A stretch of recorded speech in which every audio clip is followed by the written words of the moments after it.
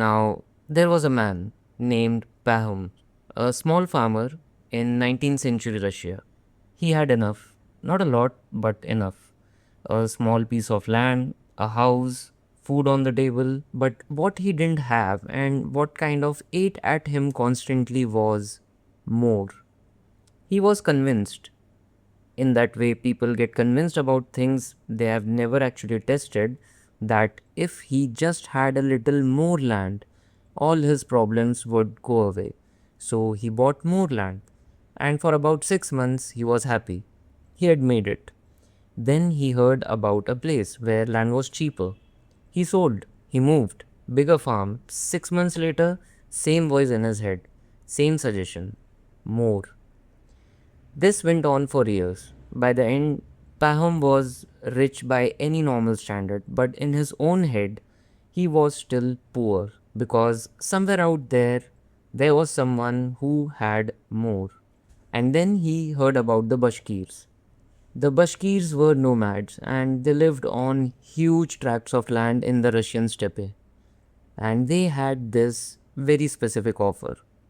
For 1,000 rubles, fixed price, doesn't matter how much land, you could have everything you walked around in a single day. One day, 1,000 rubles, as much land as your feet could enclose. Only catch, you had to make it back to the starting point by sunset. And if you didn't, you lost the money and you got nothing. Paham heard this and couldn't believe his luck. He had finally found the version of the world that matched his appetite. So, on the morning of the walk, elders gathered at the starting hill, put a hat on the ground to mark the spot. Paham started walking, strong, confident. The land was beautiful. He had covered some distance while the sun was rising.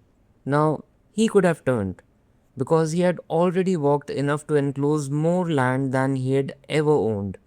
But the land kept going, and that voice in his head, that the one that had been, driving him for 30 years, said one more mile. And he kept walking. Sun overhead now. He could have started curving back, but the land ahead also looked good. It was a beautiful land. The voice in his head was still talking, and he pushed further. And then, when he finally turned back, the sun was going down, and the distance was real. So he started walking faster, and then jogging, and then running. The last part, the last stretch, he sprinted. His lungs were gone, vision blurred. He reached the hat just as the sun touched the earth. So he made it. He earned every inch of land he had walked around. But then he fell. His heart just gave up. He lay face down in the dirt at the bottom of the hill. The elders came over, they checked him, and he was dead. The servant dug a grave for Paham right where he fell. After all, it was his land. The grave was 6 feet long, head to heel. And that was how much land Paham actually needed. Now, this story was written by Leo Tolstoy in 1886. It's called How Much Land Does a Man Need?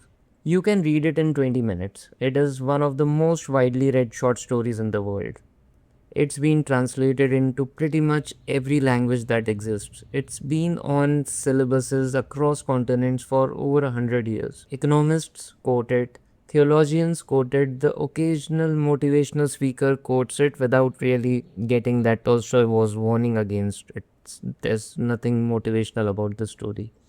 So basically, for almost 140 years, the answer to the biggest question about human acquisition has been sitting right there in plain sight. 20 minutes and basic literacy. That's all it takes. And it hasn't changed anyone, surprisingly. We read Paham, we feel a bit sorry for him, poor guy. I mean, couldn't see the obvious. And then we close the book and keep doing exactly what he did. We just have better infrastructure. Now, Aristotle had a word for this. He came up with it in the 4th century BC because he thought it was the main political problem of his time. And honestly, the diagnosis has held up. The word is pleonexia. It doesn't translate cleanly. Standard English version is greed, but greed is too small a word. Pleonexia is the never ending want for more than your fair share. Not wanting enough, wanting more. Specifically, more than is reasonably yours. The key thing, pleonexia can't be solved. The moment you get more, the baseline shifts. What was more becomes the new enough. So you need even more to feel like you have anything extra at all. Aristotle thought this was the root of most political corruption, the disease that turns otherwise functional people into specific kinds of disasters at scale. And he was right, and he has been right for almost 2400 years. Now, look, uh, I want to be fair here because I'm making accumulation sound like pure pathology, and that's not quite honest. Some of it is rational. You need a roof, you need food, you need a buffer because life happens. Kids get sick, cars break down, parents get old. A reasonable amount of saving beyond bare survival isn't a disease, it's a foresight. It's necessary, it's reasonable. The question isn't whether to acquire, it's when acquisition stops serving you and you start serving it. Paham's first farm was foresight.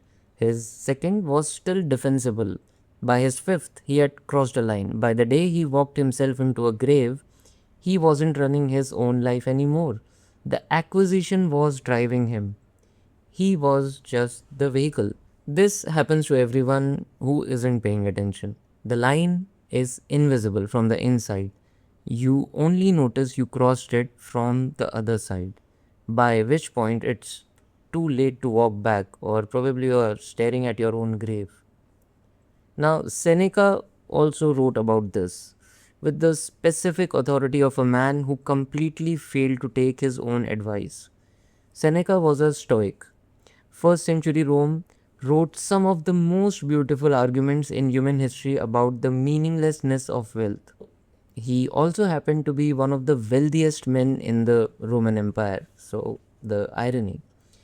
He served Emperor Nero, owned massive estates, lived in absurd luxury while writing letters explaining why luxury was the trap. The contradiction is not subtle here. Seneca knew. His friends kept pointing it out. He never resolved it. But here's why he's useful anyway. Nobody understood the disease better than someone who had it. A guy who has nothing can imagine being satisfied with little. A guy who has everything knows with complete clinical precision that he is not satisfied and that no amount of more is going to fix it. His most quoted line, by the way, it is not the man who has too little, but the man who craves more that is poor. Now, he wrote these lines while owning enough estates to need full time management staff. He knew exactly what he was describing, that he couldn't stop, which is honestly the most useful thing he ever wrote about it. Even the guy diagnosing the disease can't cure himself. Now, I want to bring in an animal in this discussion because I think this part is worth saying clearly. And the animal is pigs. Yeah, pigs. Across pretty much every culture that has ever existed, Western, Eastern, Middle Eastern, ancient, modern, pigs are the universal symbol of greed. The pig keeps showing up wherever someone wants to point at insatiable appetite without naming a specific person. There's a reason. Pigs are smart. Pigs eat anything. Pigs don't stop because they are full, they stop because the food is gone. That's a useful image. It's also an uncomfortably specific image, which is probably why every culture independently arrived at it. And then in 1945, Orwell wrote Animal Farm. I'm not going to summarize the whole thing. Most of you must have read it, at least I'm hoping that, and the rest can read it in an afternoon. But basically, animals overthrow their human owner, pigs end up running the new society. Pigs start out as the revolutionaries. By the end of the book, the pigs are indistinguishable from the humans they replaced. Walking on two legs, wearing clothes, sitting at the dinner table, the other animals look at the pigs and at the humans and can't tell the difference. Orwell wrote it as a critique of Stalinist communism specifically. But the reason the book has survived 80 years, the reason it stays relevant across every country and political system, is that the actual subject isn't communism. It's what happens to revolutionaries who acquire power. It's what happens to leaders who become indistinguishable from the people they replaced. Pig in a suit sitting at the dinner table. Picture that. That image has done more political work in the last 80 years than any other in modern literature. And I'm just naming it. I didn't invent it. Even Orwell didn't invent it. He just gave a symbol that had existed for thousands of years, a fresh setting. Now, let's talk about politicians, our ministers, because this is where the disease meets the specific condition that makes it catastrophic. A politician, a minister, he comes into office, and most of them, and I want to be careful here, not all, but most, come in with the specific goal of converting public power into private wealth. You can see that around yourself. That's not a controversial claim. It's observable across countries and centuries. Methods vary, the pattern doesn't. The interesting part is the speed. Politicians in democracies have something monarchs never had, a calendar. They know exactly when the door closes.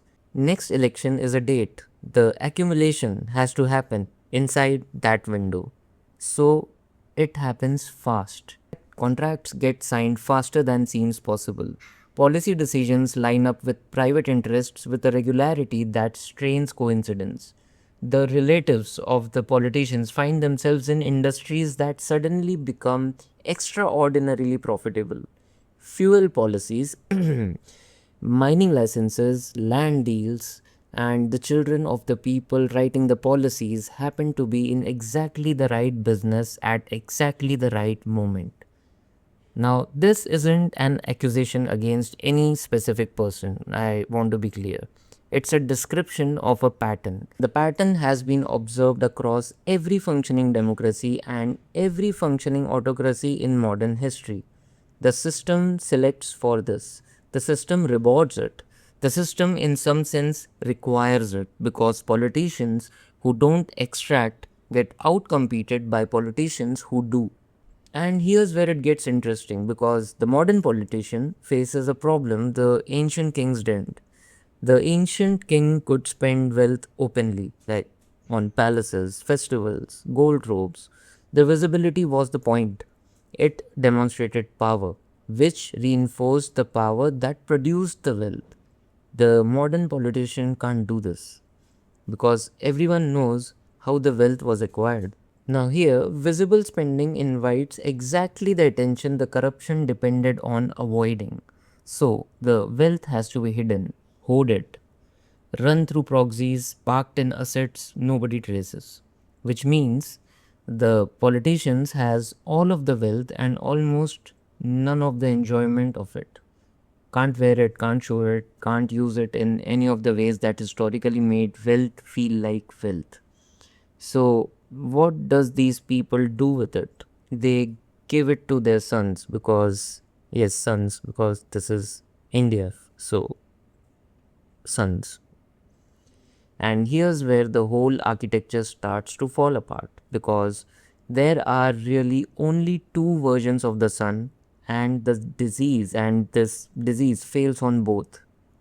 Version 1, the sun is a useless bum. Raised with everything, never had to earn anything, got handed money before he understood what money was for. So he doesn't know what it's for. He spends it on cars, on parties, on whatever he saw in someone else's reel last week. Develops the kind of addiction that only become possible when there are no consequences. Causes accidents, makes the news, becomes the embarrassing story at every family dinner. The wealth that took 30 years of compromise to build gets burned through in 15 years of recreation. The empire collapses, the family name takes hits, the father can't repair because he's old now or maybe dead. And whatever the politician or the minister thought he was doing for his son, like building a legacy, securing a future, turns out to be the most expensive way to ruin a human being that has ever been invented. So, this version fails. Now we have version 2. So, a minister gets lucky. The son is sensible, wise, actually able, understands what was built and how, grateful, responsible. The dream version. Here's the problem with the dream version. If the son is genuinely sensible and able, why does he even need the wealth? A sensible, able, responsible person can build their own life. That's literally what being sensible, able, and responsible means. You can navigate the world, you can produce value. You don't need to inherit a fortune to live a good life. So you have hoarded for 30 years to give an inheritance to someone who didn't even need it. And worse, because he's sensible, he is not going to spend it freely either. He'll hoard it the way you did, pass it on, defer the actual enjoyment one more generation. The dream son becomes the dream hoarder, which means the wealth keeps sitting in the same kind of locked vault it was sitting in when you had it. You have built a dynasty of people who can't spend their own money. So, what is even the point of hoarding wealth for a sensible son who will never use it? And what is the point of hoarding wealth for a useless bum who will burn through it the moment you are gone? There is no version of the sun where the project succeeds. That's the trap. The whole architecture only works if you stop asking what it's for. The moment you actually ask, useless son or sensible son, both outcomes are catastrophic. The structure becomes visible as what it is. A man walking in circles, looking for a piece of land that's just slightly bigger than the one he just acquired while the sun goes down. So, what was the point? I think this is the politician, the ministers, they, the, genuinely corrupt ones, not just the merely flawed ones, never quite ask themselves.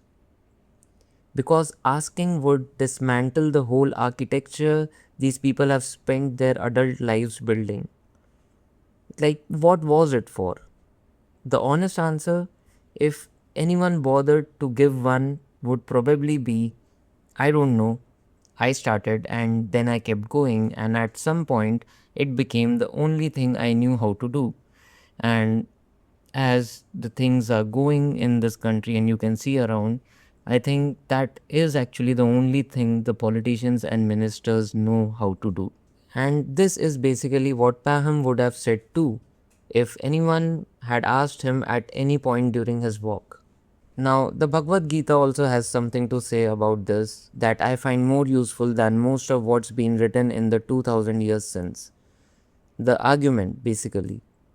Krishna is talking to Arjun, and Arjun is frozen before the battle of Kurukshetra, can't move because he's overthinking the consequences. And Krishna tells him the right relationship with action is to do the work without being attached to the fruits of the work. Nishkama karma. The fruits, Krishna says, aren't yours. They never were. You don't control them. You don't own them. They'll go where they go, regardless of how tight you grip them. The only thing you control is the action itself, the intention, the presence of mind in which you do the thing.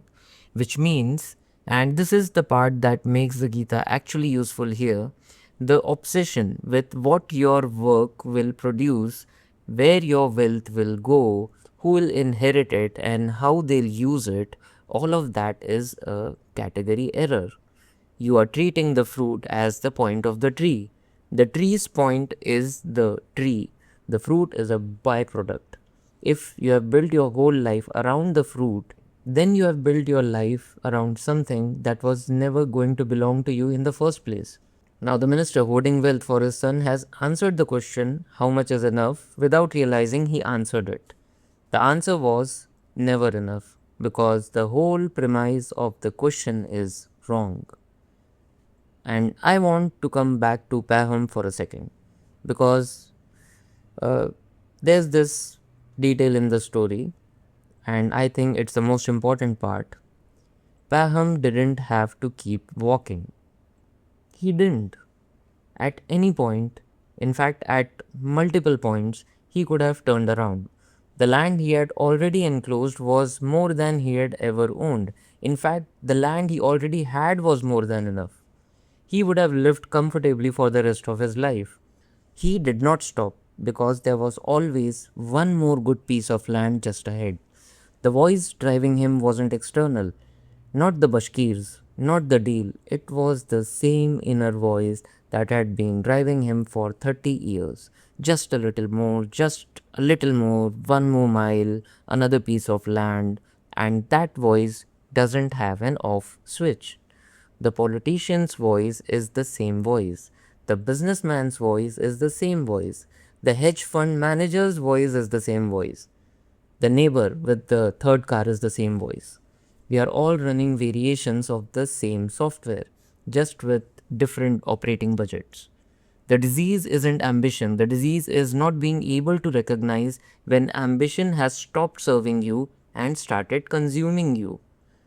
And by the time you notice, you are usually already running or running out of time.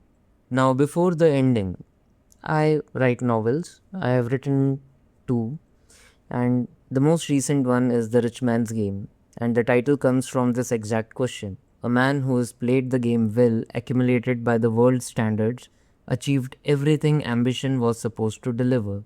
And what he does with all of that is its own answer to whether the game was worth winning. Currently, this book is in the process of being published. Now, I would want you to follow the channel to know when it drops, if at all it drops, or I'll self publish it. Subscribe this channel if something here was worth coming back to, or don't. Pahom didn't have a subscribe button, and he still managed to find more land than any reasonable person needed. So apparently, the appetite finds its way regardless of platform. Now, back to the question, how much is enough? And I keep thinking about this question because the people who can answer it cleanly are usually the ones who have either had it taken away or never had it in the first place. The people in the middle, the acquiring class, the building class, the hoarding class, can't answer it. They haven't been given the gift of the question becoming urgent. It only becomes urgent at the end, when the running starts, when the sun is touching the horizon and the starting hill is further away than you remembered. And your chest, it starts to feel strange in a way it never has before. At that point, the question answers itself. And the answer is 6 feet, head to heel. That was always the answer, and it always is. And I think our ministers don't even need 6 feet. I think 5, 6, 5, 7. But they'll need a greater width, I suppose, because things